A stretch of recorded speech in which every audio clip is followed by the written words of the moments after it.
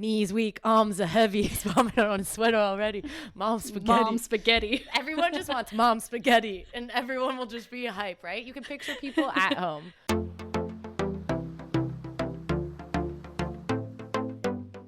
Happy Friday, Junior Gisters. Welcome back to another episode of The Gist of It. Today is Thursday, February 10th. We're your co-hosts. I'm Ellen Hislop. And I'm Steph Rods. And Steph, we have a very, very, very special podcast for our Gisters today. It is our 150th episode and our third annual Super Bowl podcast. I can't believe that we are covering the Super Bowl on the Gist of It podcast for the third time.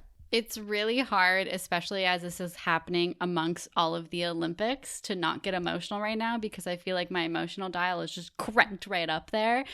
Yeah, so thank you to all of the Gisters who have been tuning in since I first said the word Patrick Mahomes or named Patrick Mahomes. So thank you so much for all of the love and support.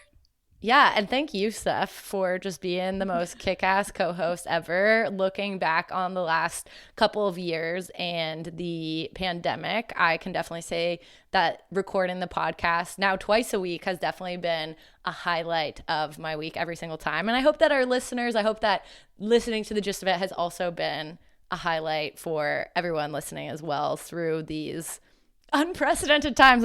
Through these unprecedented times. Ellen, stop. You're going to make me cry. You're my hero. Let's move on. Oh my gosh. Let's move on. Okay, so in today's episode, we want to talk about the Super Bowl, obviously, but then we also need to talk about the Olympics, obviously. So we're going to mainly focus on the Super Bowl, but we do have a few key Olympic topics that we're going to chat about. So high-level context on this year's Super Bowl. The LA Rams and Cincinnati Bengals will face off this Sunday for all the NFL marbles in Super Bowl LVI, which is Super Bowl 56. The game will take place at the brand spanking new SoFi Stadium in Inglewood, California, making this only the second time in NFL history that a team will play the Super Bowl at home. It's so unfathomable to think that this is the second consecutive year that a team is playing the Super Bowl at home. It's the second time, but it's the second consecutive year that the team is playing it at home. I think that is just absolutely mind-boggling. The first was obviously last year when Tom Brady led Tampa Bay Buccaneers at home. So that was for you, Ellen. And spoiler alert, they did win. So things are looking pretty good for the LA Rams right now. Hey, you never know though, Steph. The Bengals offense is red hot and definitely something we'll get into more in a bit. So that's just the precursor to the Super Bowl. Yes, and I will say, as someone who has really bad memory and really bad eyesight, I'm particularly excited that these teams have very different colors this year because there was one year when both teams were red and I was looking up and down at the screen a little confused. So thank you to the NFL powers to be to make these teams yellow and blue and orange and black. Literally last year, Steph, that was the colors, right? You had the Bucs that were the red and silver, and then you had the Kansas City Chiefs that were the white and red, and I can imagine that. And I think you mentioned something about ketchup with Patrick Mahomes too, because he loves ketchup, and then obviously you associate ketchup with red and then ketchup with Patrick Mahomes, but I digress. It will be nice to have blue and orange. Fabulous, but the Olympics are still happening, right? We be all excited and we will dive into the excitement that comes with the Super Bowl Sunday. But I do want to mention for our Canadian cuties out there that we have something really excited to be about, that's happening this weekend that I need everyone to flag on their calendars. Olympic gold medalists, the GOATs themselves, Tessa Virtue and Scott Moir, are joining the CBC Olympics team as special analysts for the Olympic ice dance competition. So that's coming up on Saturday. The ice dance competition starts at 6 a.m. Eastern, and then the medals are at 8:15 p.m. Eastern. So if you are in Canada, tune in to the two best people commentating ice dancing. They really are the best, and I'm sorry to our Americans because I know that our American listeners love Tessa Virtue and Scott Moir as well, and we had a few Americans on our team be like, what? Only Canadians could listen to this and can tune into this. So sorry, not sorry. This is something for Canadians this time. And we'll try to maybe post some stuff on our socials so that our Americans can see it. And I have actually had the pleasure to meet both Tessa and Scott. Tessa was actually planned. Scott, I went up to at a bar at the airport and was just like, hey man, I'm a big fan. And they are both so kind and what you expect out of classy, gold medal, very smart, very beautiful individuals. I am so shocked to find out today. I posted them on my personal social media, and a lot of people responded to me saying that they watch their performances constantly, like they revisit them constantly, and I thought I was the only one. So I think that this will be a very well-received analyst position. I feel like that's one of the coolest things about dance in general, ice dance or just dance, is the emotions that it's able to evoke out of people. And I think of some amazing TikTokers that I love that make me so happy. But then I also think about Tessa and Scott that actually make you want to cry or at least feel something. So that's that on the Canadian side of figure skating. But there's also so much drama in general in figure skating right now at the Olympics. So we are recording on Wednesday evening, so we can't tell you who is winning the men's singles events. My money is on Nathan Chen. He is absolutely outstanding. But actually, a couple days back, the Olympic Committee decided to postpone having the team event, so the figure skating team event medals being awarded because there were quote unquote legal issues.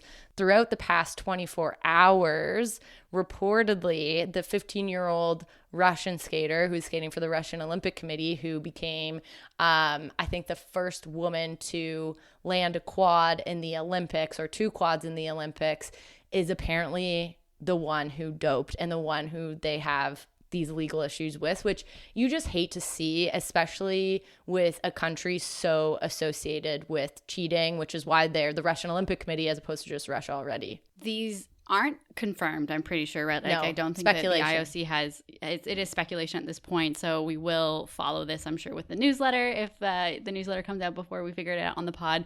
But it is really upsetting. You said woman, but she is 15, and Yes. I feel like there's definitely some weird things at play here in terms of age and coaching and influence that I'm sure we could spend an entire episode talking about doping with the Russian Olympic Committee or Russia at large. Mm-hmm. She is a girl, and there's a lot of pressure coming from them. And because we can't get into it, highly recommend going on Netflix and checking out Icarus or Icarus, depending on how you pronounce that. I have no idea. But go check that out for some background if you're curious. It's a really, really great documentary. But all that to say, there's a lot going on. Women's halfpipe, Chloe Kim, Nathan Chen, Michaela Schifrin not doing too hot, all of that sort of stuff. But right now, we need to thank FanDuel for supporting today's podcast. Of course, before we dive into our Super Bowl discussion, it's only right that we thank FanDuel for supporting today's podcast. You know, we had to go big for the big game. That's why we're offering a free-to-play fantasy Super Bowl contest with up to $900 on the line. All you have to do is choose 5 players and select one as your MVP, who will earn 1.5 times the points. Submit your lineup before the game kicks off at 6:30 p.m. Eastern time, and then, kick back, relax, and just enjoy some football and enjoy the halftime show. Head to fanduel.com/gistsb to play now. And just a heads up, that is a link change, so it's gistsb, so SB for Super Bowl. So one more time, that's fanduel.com/gistsb.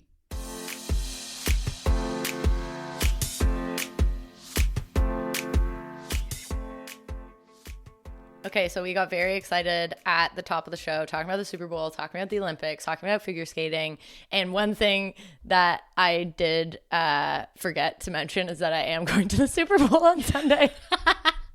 Small little detail that we slipped. A small detail. Yeah, no, thank you so much to our good pals at Wilson. They are bringing me to the Super Bowl, which is just such a bucket list item to me. As anyone who's listened to the podcast knows, I am truly obsessed with football. I really do love this sport, and this is something that has literally been on my list to do in my life since I was 7 years old. So rest assured, I'm going to be a little bit more on social, trying to take some behind the scenes stuff for the weekend in LA, heading into things.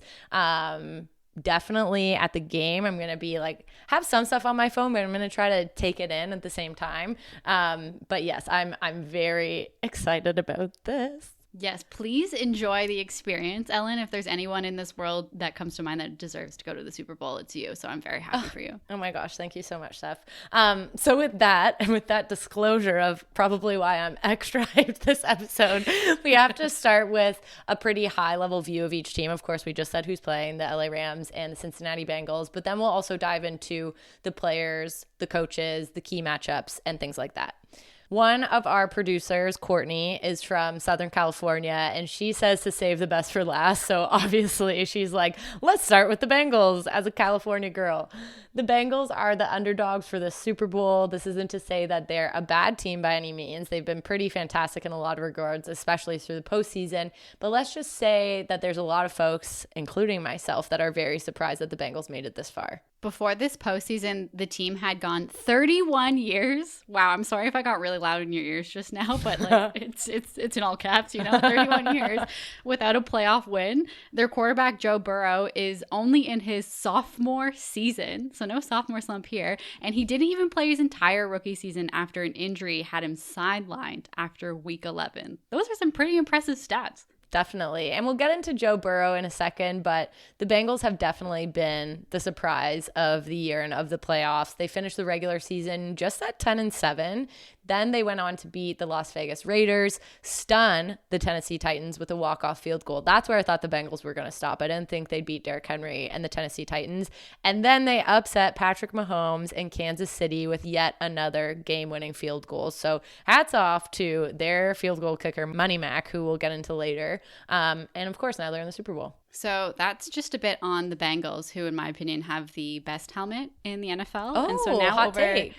Yeah, very hot take. I'm full of hot takes. My next one is that the LA Rams have the second best helmet in the league. So it's a great matchup all around visually for my eyes. So let's move on to the Rams. Fashion. Well, the Bengals, a lot of us were surprised that they made it to the Super Bowl, and honestly, even to the playoffs to a certain extent. It would have been a massive disappointment if the Rams didn't make it to the Super Bowl. Their general manager, Les Snead, went all in over the past year to make sure the Rams made it to the big game. Before the season started, the organization traded then Rams quarterback Jared Goff for veteran Detroit Lions quarterback Matthew Stafford, signaling they were willing to do whatever it took to win. And then during the season, they acquired star wide receiver Odell Beckham Jr. from the Cleveland Browns and star outside linebacker Von Miller from the Denver Broncos to basically boost an already superstar team. If I could paint a little picture, do a little metaphor for you, you can think about the Cincinnati Bengals as Camp Rock, like the Camp Rock. And you can think of the LA Rams as Camp Star, the camp across the lake with the really fancy stage, all of the fancy instruments. They've poached a couple of Camp Rock's campers and counselors. So that's kind of like the vibe. Only you would pull the Super Bowl back to the Jonas Brothers. I gotta give the people what they want, Too bad Demi Lovato isn't in the halftime show this year. That would have just been too perfect. Maybe next year. All right. So now that we've kind of gone through some high level stuff and their seasons, let's break down the coaches, matchups, and players. Okay, Ellen, this coaching matchup is very dramatic, so of course I love it. The Rams head coach is 36-year-old Sean McVay. This is already his 5th season coaching the Rams, and if he wins the Super Bowl, he'll become the youngest head coach ever to do so. The Bengals head coach is 38-year-old Zach Taylor. After McVay, he was the second youngest head coach in the NFL this past season. Wow, youngins. And the two will make up the youngest coaching matchup in Super Bowl history. It's really giving like 2019 Canadian federal election vibes. I don't know if anyone's gonna. I don't even know if I would get that. Like, I don't even know if I would get that. I mean, Trudeau's young. I guess like that's literally what I would take from that. He was 47 and the other two leaders were like 40. So it was a very young leaders slate that year. So that's where my brain went. Mm-hmm. And this is just a year after the oldest coaching matchup. So a lot of juicy parts going on here, but the juiciest part is that Taylor used to coach under McVay. That's right. Taylor was first a wide receivers and quarterbacks coach for the Rams under McVay, and it's that pedigree that undoubtedly helped him secure the Bengals job. I love that background stuff. Get into it. I don't know about the federal election comparison, but I love the background on all of this. It's funny. I was actually obviously on TikTok. Like, what is my life? Anyway, I only TikTok on weekends, I swear, but I just love it, so I reference it a lot. But I sent my dad this video, actually, because my dad's where I get all of my football love from.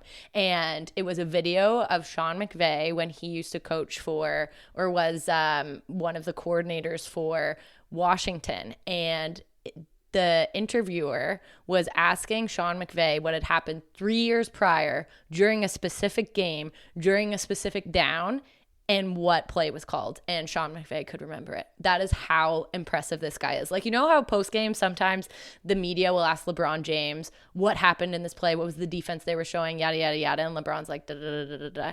McVay literally did that from a game ages ago, calling out a random play. I am very stunned. The woman was too stunned to speak. Okay, so let's dive into the actual matchup here, starting with the Bengals offense. When it comes to Joe Burrow, there's just no other way to put it. Burrow is a baller. Despite being the most sacked quarterback in the league this season, Burrow has still managed to power his team to wins, and he'll use his legs when needed. We'll link to his most outrageous play in the show notes, but just imagine Burrow avoiding a sack to run for a first down. It really is a must-watch. Okay, quick definition for me here, Ellen. What does sacked mean? To me, it means fired. Yes, no. So sack is basically when the quarterback gets tackled behind the line of scrimmage. Sick. Thank you. Yes. Continue. Yes, continue. Thank you.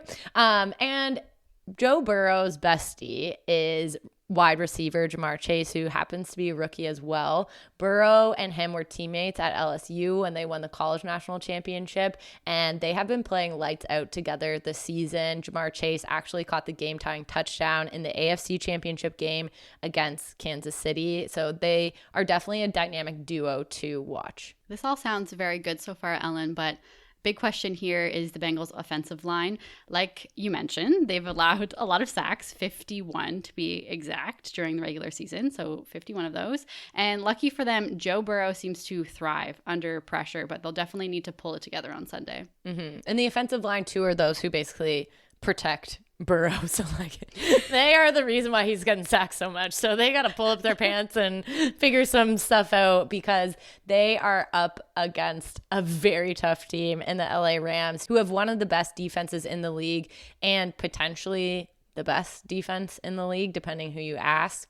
Between defensive tackle Aaron Donald, who I'm so obsessed with, I am so freaking excited to watch him play, and outside linebackers Von Miller and Leonard Floyd, the Rams will truly be firing on all cylinders when it comes to shutting down Joe Burrow. So let's hope that Joey's got some legs on him on Sunday.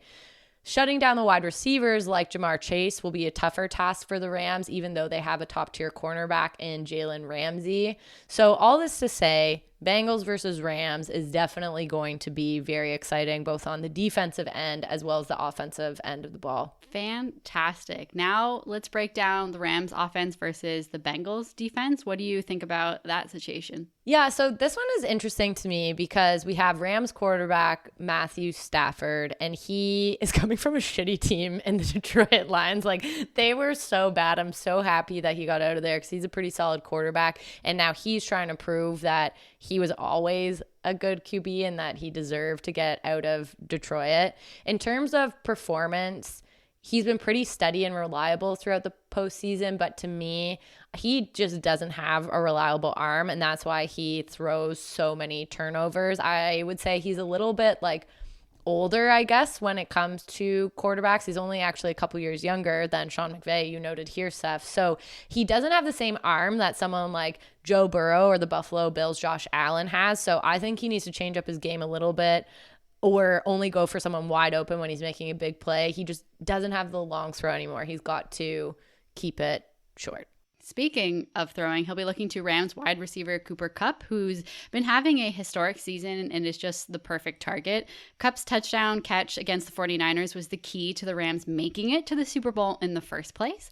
Plus, Stafford has Odell Beckham Jr., who we mentioned before. Yes, and speaking about, the turnovers, or what I just mentioned in terms of Stafford and the turnovers really being his Achilles heel, the Bengals defense is certainly going to be waiting for those. Yeah, while the Bengals were cooked by Kansas City in the first half of the AFC Championship game, they certainly turned that ship around to stifle KC quarterback Patrick Mahomes in the second half. The Bengals defense is led by star defensive end Trey Hendrickson, and if they can repeat that second half performance against the Rams on Sunday, things might be getting really interesting. And so that leads me to the question I've been wanting to ask you this entire episode, Ellen, which is, you're going to the game. You're obviously excited, but I want to know, who is your pick? Who are you going to be rooting for while you're at the game to win? I am going with LA. So there is a couple reasons for this, Steph. I started watching Hard Knocks a couple of years back in the pandemic time, and the LA Rams were featured in Hard Knocks as well as the Chargers, which is an HBO series where they select two teams that didn't make the playoffs the previous year and kind of follow them throughout their offseason to the beginning of the season. And the LA Rams were so freaking fun. Like I just really enjoyed all of the characters on that team, including Sean McVay, Aaron Donald, and Jalen Ramsey. Like I really enjoyed it. And the second part is just like defense wins you championships. I think that experience wins you championships. And I think that the Bengals are lacking in experience and don't have as solid of defense. So just to keep things interesting, I'm going to go against you and root for the somewhat underdog in the Bengals and just, really hope that the Tony the Tiger helmets take it all the way. Okay, so stay with us. After the break, we're going to get to what everyone has been waiting for, our take on the Super Bowl halftime show. Ba-da-da-da.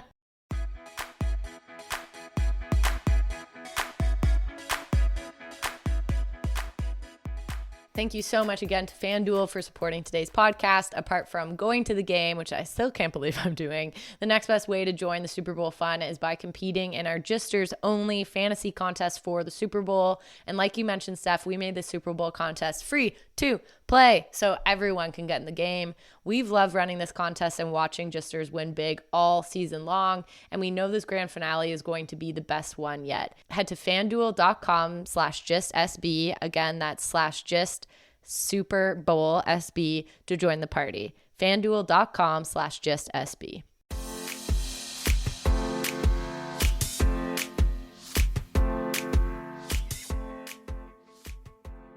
And we're back. We couldn't possibly leave you without discussing what might be one of the most exciting Super Bowl halftime lineups that we have ever seen. That's right. I mean, outside of J-Lo and Shakira, because that was our first Super Bowl, and we were obsessed with that. So I do just want to preface with that. That was one for the record books. But anyway, this halftime show is led by Dr. Dre, and the lineup includes Snoop Dogg, Eminem, Kendrick Lamar, and Mary J. Blige. There is a 4-minute trailer that is released, like hyping up this halftime lineup. So if you are interested in a little bit more hype up content, I definitely recommend checking that out. And speaking of Mary J. Blige, this is not her first time appearing at a Super Bowl halftime. She appeared in like a quick little cameo back in 2001 next to Aerosmith, NSYNC, and Britney Spears. Iconic. Absolutely iconic. Look at this. Fast forward 21 years. Yes, that's the math. Fast forward 21 years and she's back. Like, I am living for actually all of these legends who are standing the test of time and are now in the Super Bowl, when a lot of people would say that they are past their prime, but they're going to bring us right back into the best years ever, the 90s, early 2000s. Yeah, I feel like the Super Bowl always goes with like a very tried and true, like probably with the exception of last year with The Weeknd. I feel like that was like the youngest quote star they've had in a while, at least. I don't know. But the Super Bowl halftime show is expected to be about 12 minutes long. And if you want to set your timer, or if you want to tell your friends when to set their timers, it's going to be approximately between 8 p.m. Eastern time and 8:30 p.m. Eastern time. And The Athletic published an article breaking down / like guessing what songs they think will be performed, because of course each one of these artists have such a huge library of hits to choose from. And I think that this could be a really fun concept for maybe like you and your friends, or maybe even FanDuel, to do like oh my god, a pick fun. of like what songs will be performed. What's your pick? Oh my gosh, I don't know why I really want to hear Eminem do Lose Yourself. That's what I was just thinking. I was like, knees weak, arms are heavy. He's vomiting on his sweater already. Mom spaghetti. Everyone just wants mom spaghetti, and everyone will just be hype, right? You can picture people at home. Also, Drop It Like It's Hot. Like, you can't not have Snoop Dogg and not think of Drop It Like It's Hot. 100% with you, Ellen. I really want to hear Drop It Like It's Hot. But I do think that this halftime show is certainly not devoid of politics. Mm-hmm. And there's, of course, been a lot going on with the NFL at large lately. Yeah, and I think that's where we have to bring things back to Brian Flores. We talked about this in episode 147 of our podcast, how the ex-Miami Dolphins head coach filed a lawsuit against the NFL and its teams alleging racial discrimination.